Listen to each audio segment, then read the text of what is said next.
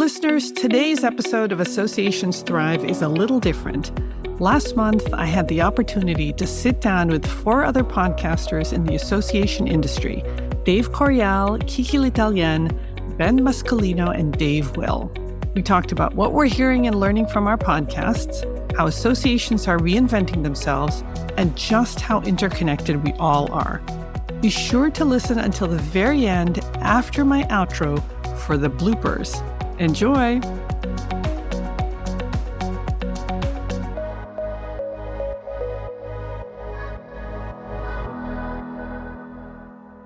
This is exciting. This is the gathering of the podcasters, some of the podcasters, right? We have all chatted before about the podcast community here in the association community, and we put out content and support each other. And we've tried to get together at ASAE Annual. Some of us have. We've pitched Podcasters Unite as an ASAE Annual session. So we're doing it on our own here. We're going to get together, and this is great because we're going to talk about what we see in the community, what we're contributing to the community, what we're hearing from the community.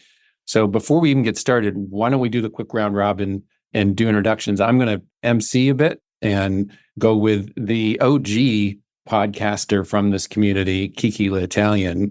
All right. Kiki l'Italienne, Association Chat Podcast since 2009. Well, it wasn't a podcast in 2009, but Association Chat started in 2009. On Twitter.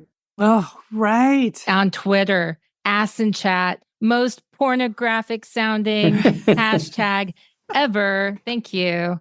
Yeah. What I'm doing right now with Association Chat is figuring out what 2024 is going to look like. This is actually a great excuse for going back through the previous year and planning what's going to happen next. So that's what I'm doing right now. Awesome. So I'm Dave Coriale, president of Delcor, and this is my 5th season of Reboot IT, the 501c IT podcast. And for this season, we're focusing on a couple of different things. One is keeping up with Microsoft, because we all know what hamster wheel that's like for most IT professionals. Another one is Ask the Delcorians, so I can align some Delcorians with what's being asked in the community. And we're, of course, focusing on topics like cybersecurity and artificial intelligence, things that are important for us to keep on top of. And then lastly, what we've discovered is one of the titles that leads to more listeners for some reason is Dave's worked up about blank. So I'm going to get worked up about some stuff this year. We're going to have a series of Dave got worked up about something. So that's what's going on Reboot. And next, the effervescent Ben Muscolino. Hi, everybody. Ben Muscolino, the association podcast that I co-host with Gretchen Steenstra and of course, Jake Toohey, who kind of founded the effort with us. It's really interesting. It started out as a webinar series, actual disruption that we started during. Webinars are so disruptive. Yeah. So cutting edge. We can get into this deeper. You're so right. You're so right, Dave. Such a good view. Web seminars. Rebels. They're the same. They were so structured and so much work. Not that I don't love doing webinars, but the purpose of bringing everyone together and kind of acknowledging what was going on around us, the structured yet slightly more unstructured discussion that we decided to start having around podcasts. We migrated that from a webinar series into a podcast and never looked back. It's been so much fun. It's awesome. Next, Joanna, who has been one of the IT leaders in this community since about the same time I was, has built a fantastic business and now has joined the community of podcasters in the last year or two. I'm also really new to podcasting. I've only been doing it for about 14 months. So I'm honored to be here. I'm Joanna Pineda, CEO and Chief Troublemaker of Matrix Group International. And Ben, like you, this podcast actually came out of a planning meeting for our webinar series.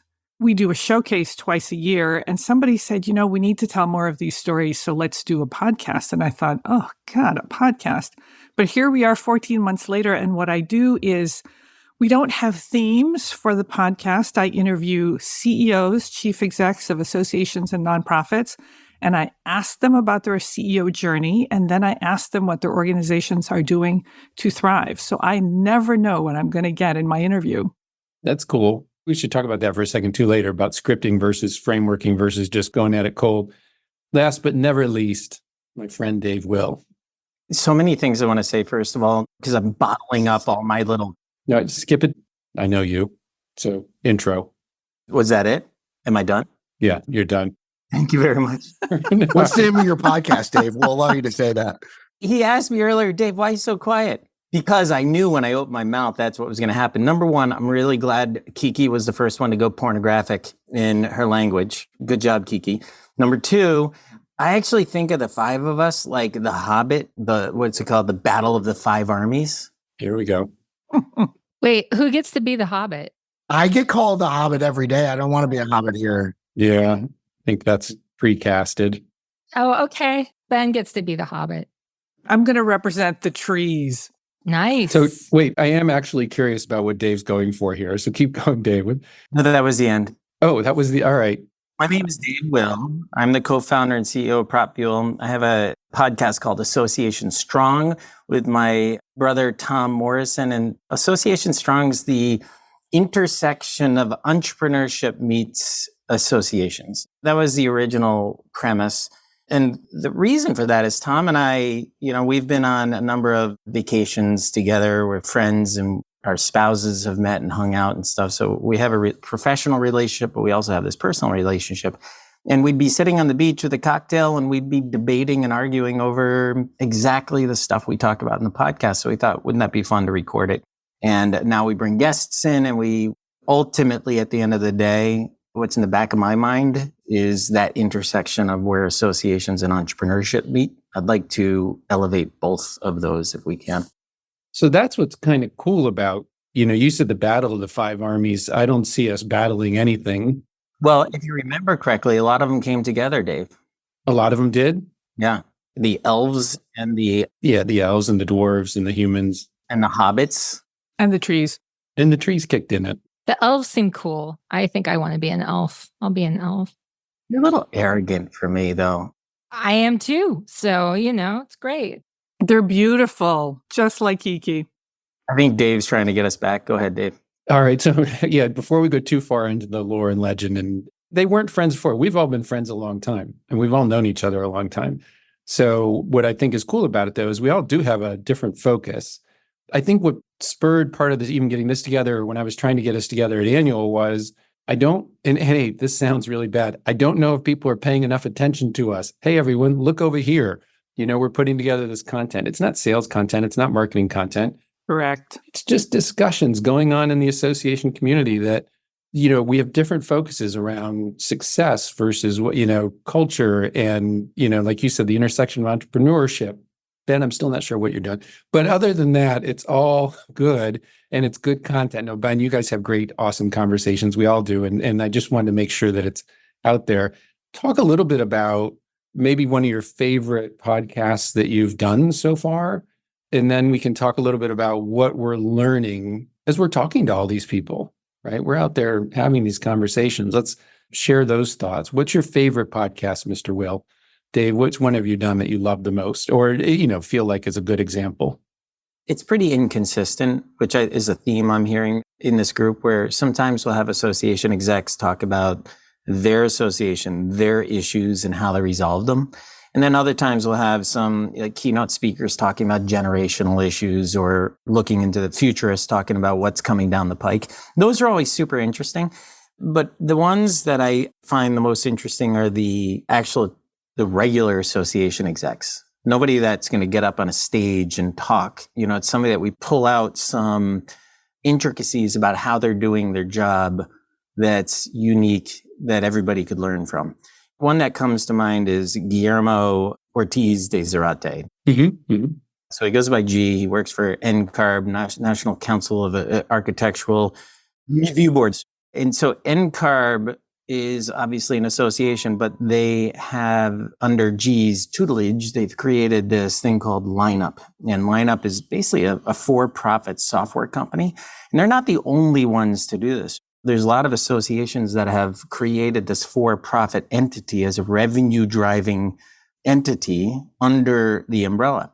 So it's uncommon, but it's a really successful revenue-driving machine for a lot of organizations. And coming from my perspective, where I'm interested in taking entrepreneurship and finding that intersection of where it meets with associations. I mean, that's a perfect example.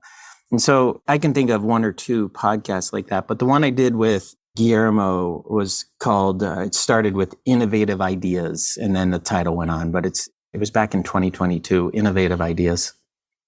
And you, just speaking of this, you also host the podcast for EO, right? Oh, yeah. So I have another podcast. That's actually something I'm super entertained by because, so it's called EO 360, Entrepreneurs Organization 360. And it's another association I belong to. So I belong to two associations, ASAE and Entrepreneurs Organization.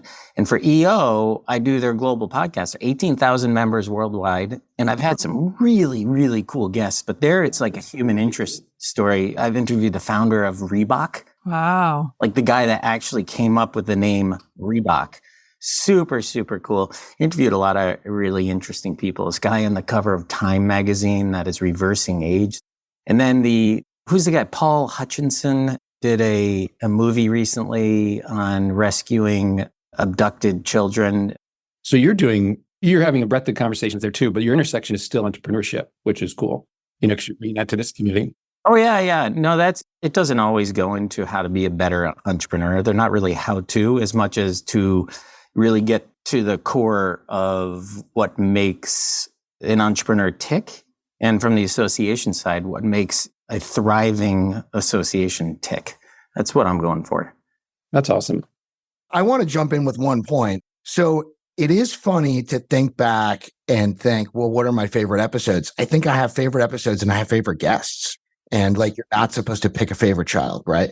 Exactly. Oh, you totally do. Yeah, but it's really interesting. Like, we've had some really incredible people like Dr. Jason Leahy from Illinois Principals Association, who is very much an intrapreneur who launched ELN, which is Ed Leaders Network, inside of IPA as this extension. Like, we all work with associations. Illinois Principals Association is a state-focused principals association.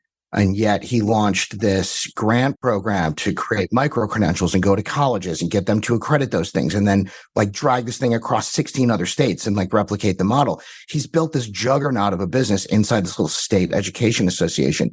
And so for me, I look at people like that and he just makes me want to get up and run a 5K and like start 10 more startups. And then you get people like Ron Moen on. And what was the name of Ron's episode? The diamond in the end is worth the pressure in the process. And everyone here knows Ron. I loved his episode because he got up and kind of moved around his office a little bit with his laptop and showed us some things that were on his whiteboard and some prompts that he uses with his staff to create this super productive culture. It's just been so much fun looking at the dynamic of like the different topics. Like, we just had this big ADA topic that we did recently. We had this woman that was recommended by another guest who I'd never met before that goes in and does consulting around conference ADA compliance and things like that, which is a very different vibe than when I had Dave Will on or Rob Katchen, who's like super about his mission over at AAP. So for me, like, I have favorite episodes and I have favorite guests. And that's one of the things where especially having multiple co-hosts too, I love we have this cadence and these features within our podcast, but there's kind of an unstructured nature of it. And man, I freaking love it. Did you say intrapreneur? Yeah. What is an intrapreneur? So if you Google it, I'm sure it'll give you a definition, but what it is someone that creates from within instead of what you might think as an entrepreneur to create something kind of wholly singular. He created something new from within. Right. From within a structure, like an existing organization. Yeah. So for him, like, and I've known him for a long time. He was a customer of mine at the AMS company that I worked for. And then he followed me to my consulting business.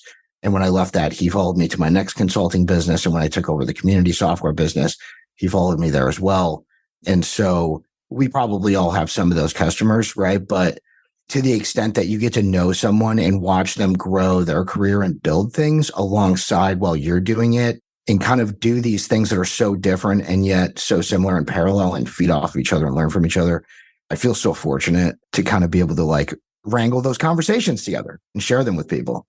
And something you just said, Ben, around the whole piece of We all know Ron Moen. Yeah.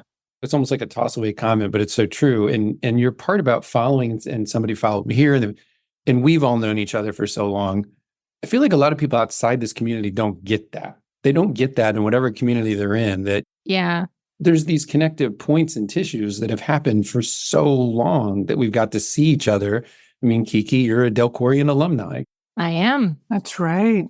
Back when you were here, you started the Sweet Spot, which was before podcasting wasn't a thing yet. It existed, but... That's true. I was live streaming, man. I mean, it was, Yes, you were ahead. You were webinaring before webinars. And so we've all been together so long. So these trends that we've seen that we can talk through. And I feel like some of that's what you do on Association Chat is connect from the past to the present and to the future when you're having these conversations. This is the thing when I met somebody new at the gala for the association Power of A. See, it's before noon. So I met someone as I was leaving, and you would have laughed so hard, Kiki. And she was a beautiful woman, and we're all standing there, and I'm next to Cynthia and a handful of other people. I think Gretchen might have even been outside.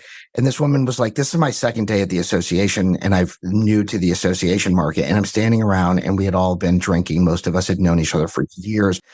Oh my God. And I looked at her and I said, welcome to the show. Right. That's it. Welcome to the family. Yeah.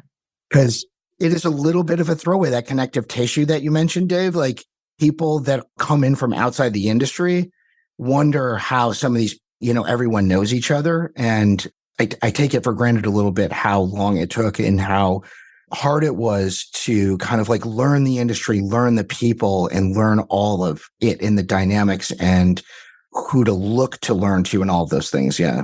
Well, isn't that part of why we're podcasting, right? Yeah. Because there's all these great stories about how people are moving up through the ranks at associations. And there are all these stories that aren't being told. I think each of us has had guests where we were blown away by what they said. And you're thinking, why isn't this a session at annual? Why wasn't this discussed at the tech conference? And I think that's part of why we're doing all this storytelling. Hey, speaking of storytelling, Ben and Dave, you talked about entrepreneurship. What I have found in my podcast in the last, 14 months is the organizations that are thriving are reinventing their organizations and bringing an entrepreneurial mindset, often to their governance, but much more often to their conference. Some of them have said, you know what, the conference is great, but we needed to blow it up. Others have said, we've seen this slow decline, and it's the slow decline that's dangerous, right? Because you don't think it's a huge crisis, and then it is, 5 years later when all of a sudden you're at a third of the attendance you normally have. But it's the organizations that have been willing to blow things up that are doing really well. I love that point because, and I just met a woman, I was at a holiday showcase a week or two ago, and we had this conversation about change and embracing change. And I think what you just described is a cultural thing at an organization. You have some organizations that resist change. Sometimes it's evident in the IT department, and sometimes it's evident over in membership or marketing, where they're just trying to keep their head above water and they're doing everything the way they know how because it's the easiest path. And then you have other organizations that are looking for ways to change things. And as a lot of entrepreneurs say, they're working on the business when they're looking for change, not in the business, which is a phrase I kind of get sick of, but it's a pretty good phrase. We got to remember to work on the organization, not in the organization all the time. Yeah, there's certainly, and part of what you just, we're talking about connective tissue and we're talking about history, and then you're pulling out this theme of the change and the reinventing. One of my favorite CEOs that I talked about going to their staff and saying, listen, we're not a nonprofit association. We are here's our mission, here's what we're in business for company, digital company that happens to be a 501c, right? That's what we are. We are a digital first company. We're providing all the product, services, events, value proposition through our digital platforms. Stop thinking about certification, meetings, accreditation, continuing education, et cetera, standards as our product. That's just how we get to what our mission is. But we need to make sure we're a digital company first. And it sounds, some of us cringe, some of us embrace the digital transformation phrase. But the bottom line is that's where we're talking about not just having the same old meeting and watching the 5 or 4% attrition happen year after year. So I love that you're sharing that you're seeing these reinventing organizations. I'm totally jumping in and like bringing this back to a question that you asked earlier, which is about the themes and best episodes and stuff like that. I've noticed that for Association Chat, it's been around for a little bit. The reason why, the why behind it, the episodes, why those episodes have changed exactly because of what you guys are talking about right now. And that is the fact that the association industry is changing or needs to change. And for Association Chat, I think in the beginning, it started as, I know in the beginning is the reason that I started the podcast was because at that time, Twitter was 140 characters or less. It's very hard to talk about things like value proposition in 140 characters or less. And so it was like, okay, how can we talk about things, bring people on to talk about more in-depth topics in an hour's time, say, and get into it. But over time, it's gone from being, let's talk about these topics like value proposition to being things like having some of my favorite episodes, Seth Godin talking about marketing for associations, Max Brooks talking about when the pandemic started. I asked him, what does the author of World War Z think about all of this since you wrote the book literally about what happens when there's a pandemic that breaks out, a little more dramatic. What happens when you have Lou Rosenberg on and you have him in 2019 talking about swarm AI and using the ability to augment human decision-making with AI? And I think that what has happened for me, at least over time, is that I've looked at the podcast as not just reflecting what are the things that people are talking about right now, but what should they be talking about? And like, where do we want to see things change? Because to Joanna's point earlier, this blowing things up, we know probably the majority of association executives are not feeling like blowing things up at any given moment, right? Like they don't want to do it. And so how do we get them there? How effective it's been? Dave, I don't know. I don't know, DC, how effective it's been when I look at the history of Association Chat. Is it pushing some of those conversations forward? Is it making people like Ron Moen ask questions and begin to explore in different directions with their associations? And I think sometimes yes, and maybe that's enough. I don't know. But Kiki, we probably all get texts from some listeners who'll say, what a great episode. I'm sharing this with my staff. So when you get those texts, you know that you've impacted someone and maybe you've sparked a conversation. So I think about Russ Webb from the Bay Area Apartment Association, who has his FOMO event strategy. His annual conference is never at the same time or the same place or the same format. That's kind of cool. And when I mention that to clients, they kind of gasp and say, well, we could never do that. And I'd say, okay. But it's kind of an interesting thought experiment, right? Or I think about Vince Tolucci, he's the CEO of the International Association of Chiefs of Police. Chiefs is in their name, but if you're not a chief, you can still be a member. I think it's called an associate member, but they weren't getting those people. So they started talking to them, and there were two things happening. The more junior police officer said, I didn't know I could be a member. And the chief said, wait a minute, this is a chief's organization. Mm-hmm. There was a culture change that had to happen. So there are changes like that have to happen, or maybe they have to happen, but they don't necessarily happen. And that's what leads to maybe some organizations struggling. And I think you said associations are changing. I think the climates are changing. Oh, society's changing. Yeah. And so they have to change as a result. Yeah, absolutely. And the ones that, are not changing, it's to their detriment. Also, I'm conceited. The truth is that I think people should pay attention to this stuff that I'm talking about. I really think they should. Of course they should. Yeah. Kiki, I totally agree with you. Thank you. I'm glad. I'm glad Kiki said that because I find that fascinating. You're conceited. You think people should listen to that.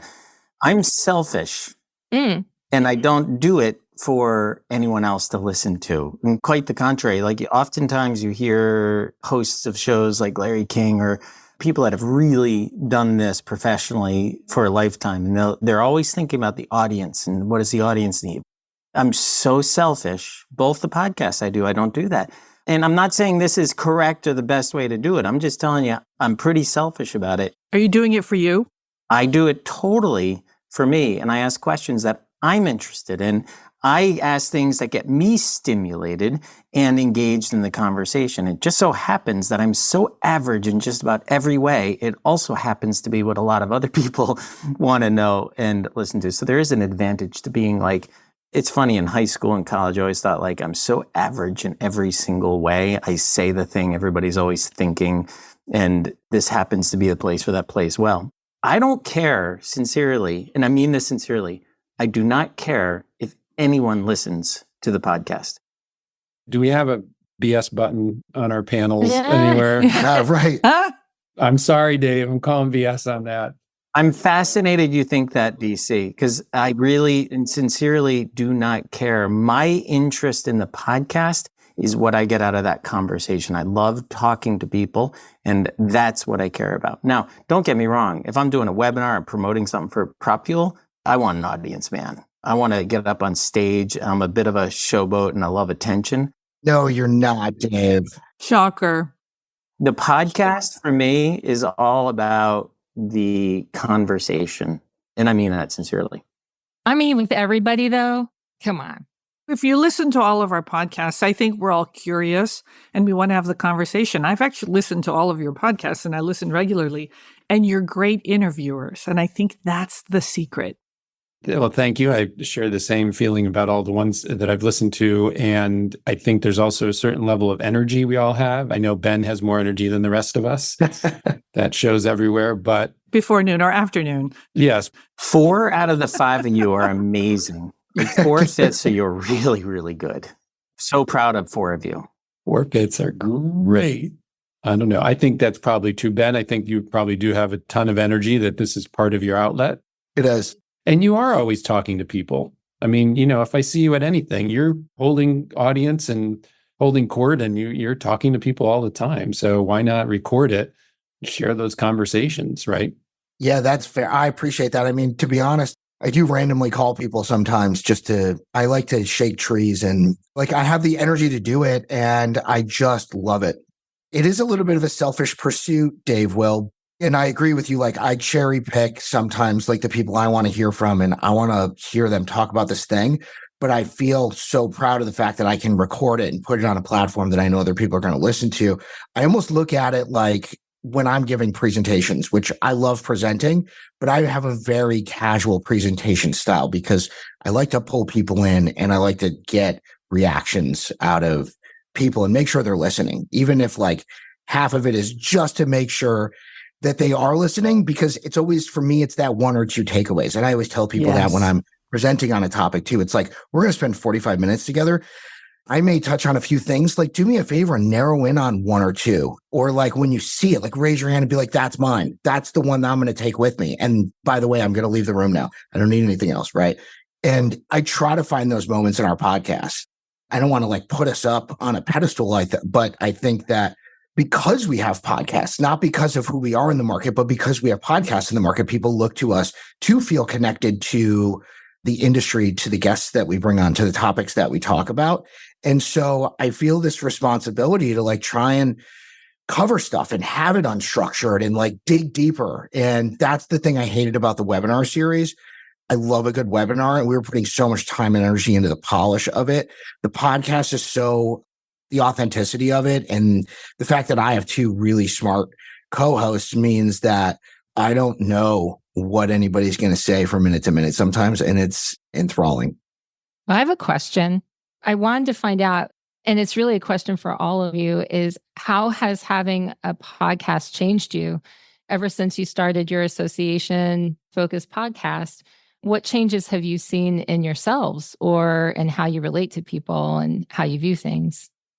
I think that it hasn't really changed me that much. I've always been speaking at conferences, and I teach at Georgetown, and I've always been curious about what's going on with other people. So it's just another version of that. And fortunately, I'm not getting all these fan texts that you all get. So nothing's gone to my head about the podcast. I send you texts, Dave. That's true. I do get a fan text from you. You're right. My mother doesn't count, DC. I didn't know you teach you said at Georgetown? Yeah. What do you teach? Requirements analysis and software design. It's a graduate course in their master's in technology management. I'm ashamed that I did not know that about you. It's out there. It's only been 15 years. So to answer Kiki's question, I don't know that it's changed me at all, really. I would agree. I don't think it's changed me, but it's given me a channel to do something that's just supernatural for me. By natural, what I mean by that is something I really enjoy doing. It charges me up, and the output has been fruitful enough to continue doing it. I actually think it's changed me. I think that I'm a better speaker because I'm so conscious of how I speak that I think I've removed a lot of ums and likes from my speech, which is always a good thing. But there's something else that has happened, and that is I realize how little we hear in normal conversations, because we all probably know this. You go through the interview, then you listen to it before it goes to your editor, and then you listen to it before it gets published. I don't. Oh, you don't? I do. I probably listen to these episodes 4 or 5 times. Can't stand my voice. And then I listen to it when it goes out on the podcast networks. And without fail, there will be a part of the interview where I'll say, ooh, I didn't catch that the first, second, or third time. And I think what it's doing is it's teaching me to listen more deeply. And it's hard because you're recording and you're thinking about your questions, but it's made me realize that listening is really an art form. And I'll share with you one more thing, and that is I've realized that voice is power. Kiki, you have a gorgeous speaking voice. There's power there, and there's power and meaning in the inflection and the intonations that you have, and it's given me greater appreciation of that. My gosh, I feel so thank you. I know we have limited time together, and we want to keep this going. I appreciate everyone's perspective on that this is a good thing. We want to get some of the other podcasters involved with this joint conversation as well. We'll definitely do that. Are there other things that from the first time we're all together on the podcast that you feel like the 501c community would benefit from knowing about? Like, I feel like one of the things, my observations you shared earlier, Joanna, one of mine observations is through the conversations with IT directors, CIOs, CEOs, IT managers, and those outside the association community, recruiters for talent acquisition companies, et cetera, is one of the things this community really struggles with the most is the connection between governance and execution in my world as it relates to IT. The governance and the goals and so on, making their way into the organization's operations and management in a way that allows IT to elevate the mission, vision, and business objectives, as opposed to being seen as a potential roadblock to the mission, vision, and business objectives. So I want to just take that and pivot for a second, or go to a second to what you said earlier, Kiki, because Ben, you brought it out too, which is we don't always know what the effect of these podcasts is. Is anyone listening? Am I seeing change? And change happens, I learned a long time ago, right, in small increments. And I think that's okay.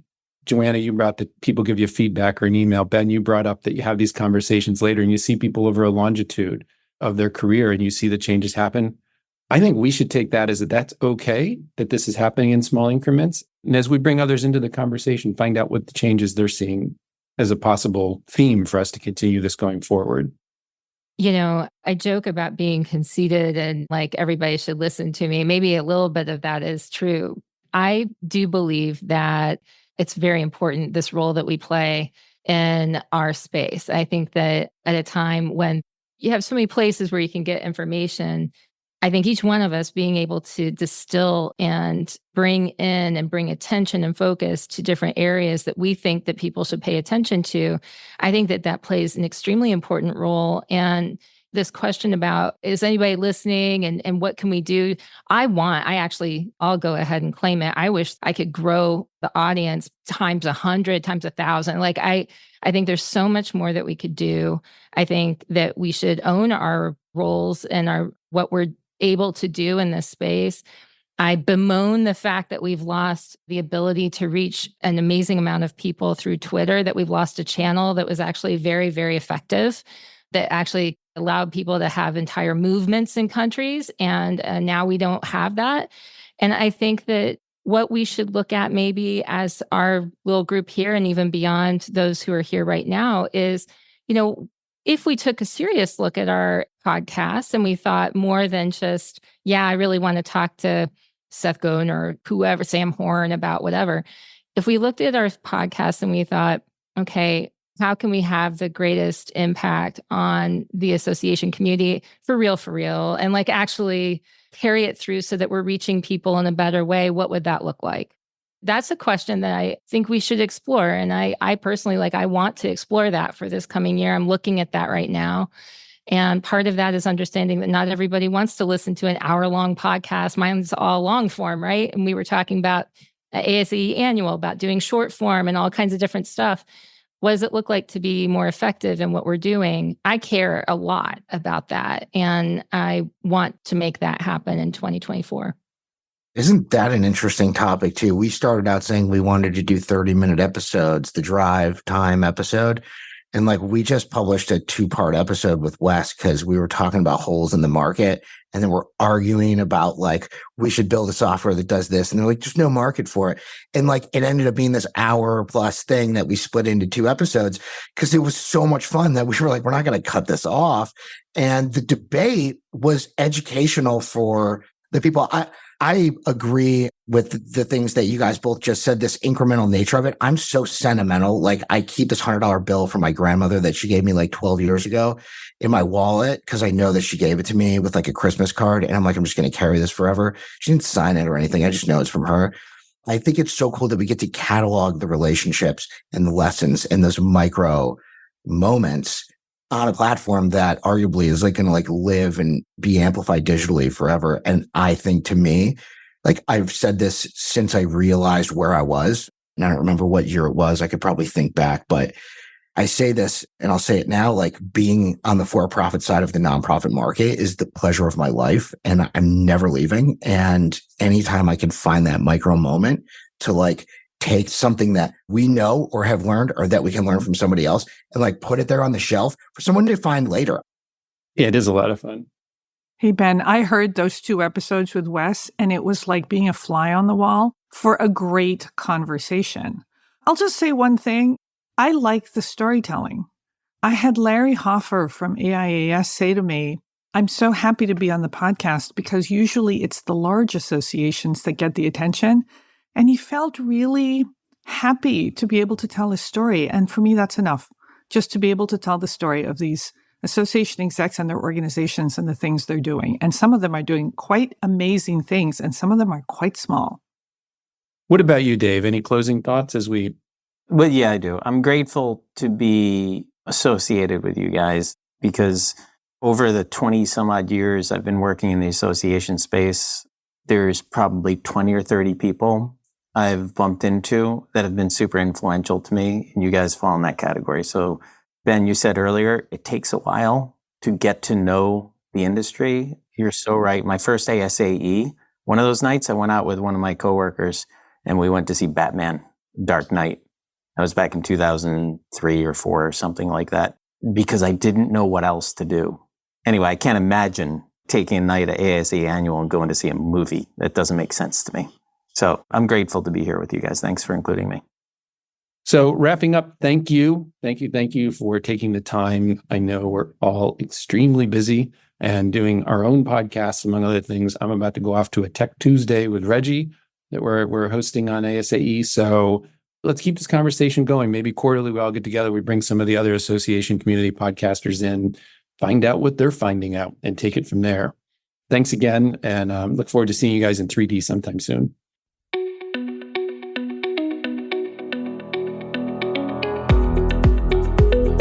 Thanks for listening to Associations Thrive. We're so glad to have you here. You know, my personal mission and the mission of my company, Matrix Group International, is to help associations and nonprofits increase membership, generate revenue, and thrive in the digital space. I want to hear stories of how your organization is thriving in today's challenging landscape. Please apply to be on my show by going to podcast.matrixgroup.net. By the way, do you need help with a digital initiative? Maybe it's a website redesign, a new membership database, or a hybrid meeting that you're planning. I'd love to connect with you. Please visit the Matrix Group website at matrixgroup.net. Thanks again for listening to this week's episode of Associations Thrive. Don't forget to subscribe to the show, leave a 5-star rating, post a comment, and share it with your colleagues and friends. Bye.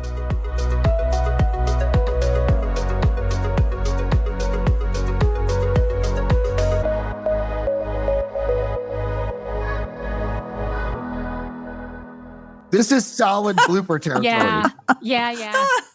It's not blooper territory. I like it. I really think we need to incorporate this in. I mean, it's like the reality, right? It is the reality. Dave, are you connected? I've never seen you still or quiet for this long in my life. So I just want to make sure you're not frozen. I'm here, lover. All right. Very good. Hi, everybody. Ben Muscolino. What am I supposed to say in my intro here, Dave? Just, were you not? You're introducing your podcast. I'm pretty sure I dated every one of you guys at one point. When did you date Ben? We had 2 go-arounds. Wait, was that before or after Dave? It was after Kiki, us. I'm usually drinking on a Friday afternoon in my podcast, so I'm hanging back right now this morning, waiting for you guys to point at me. You're going to nurse it this morning. Is that right? Yeah. I've got coffee this morning. This is Irish coffee. Is it hard to do this sober, Ben? It's, it is different. That's all I'll say, right? Let's give you a minute to get a couple more sips and hear from Kiki I'm good. a little bit about.